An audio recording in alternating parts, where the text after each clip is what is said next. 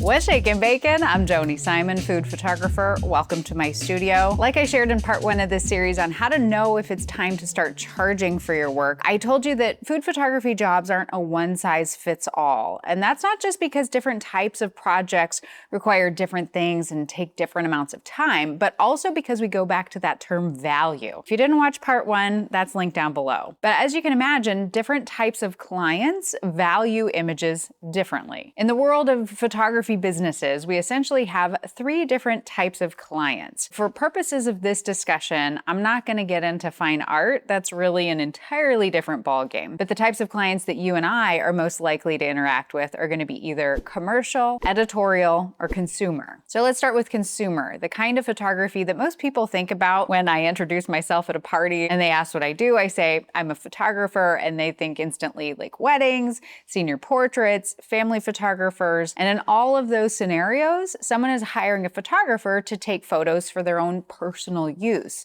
They're going to put those images in albums to capture memories. They're going to be using them for personal use, and we call those consumer clients. That's as opposed to commercial photography, where the client is a business and they're using the images in advertising, promotion, on their website, social media, and they're using the images in order to promote their business and to make more money. Because just imagine trying to sell sunglasses on Amazon without photos. If it was just descriptions, you're not going to be very successful because we live in a visually driven world and we want to see something before we buy it. And so any photography that's created for the purpose of selling something, that's considered commercial photography. Much of food photography falls into the category of commercial photography. Like there's cookies on the front of this package to entice people to buy more cookies. There's fruit and yogurt on this website to communicate the flavor and what the product tastes like so people buy it. And the menu items from the restaurant are on their Instagram account to attract people to visit. That is all commercial photography. And so then that brings us to client type number 3, editorial. So editorial images are images used to tell a story, to illustrate, to entertain, to share information. They're not directly promotional. So for example, the images in a magazine article, like this one from Bon Appetit about grilling fish. That image helps to illustrate the article on how grilling fish doesn't need to be intimidating,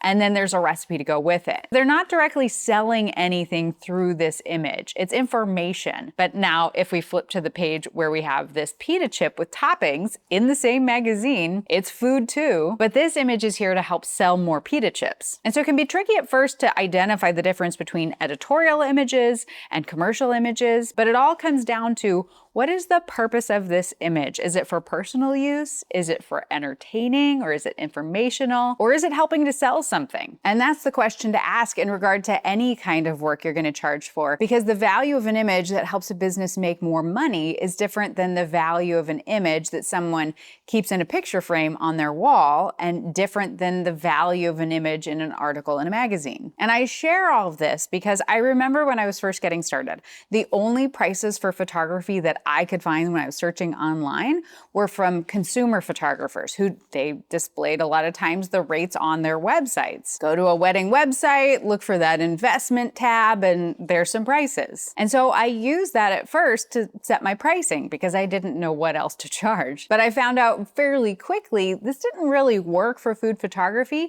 because once again, it's not a one-size-fits-all approach for us. An afternoon of capturing social media images is different from photographing a cookbook. But then also those numbers really didn't work because the purpose of the images is different. The monetary value is different. A bride is not going to be profiting financially off the use of her images unless she's an influencer. Then she would be, and then it's commercial. But a nationally distributed ice cream brand, on the other hand, they are going to generate profits based on the use of an image. And so as we dig more into the numbers, get more specific, keep that in mind. Business numbers are not consumer numbers. So now in the next video, let's dig into what makes up your rate and how to wrap your mind around what to charge.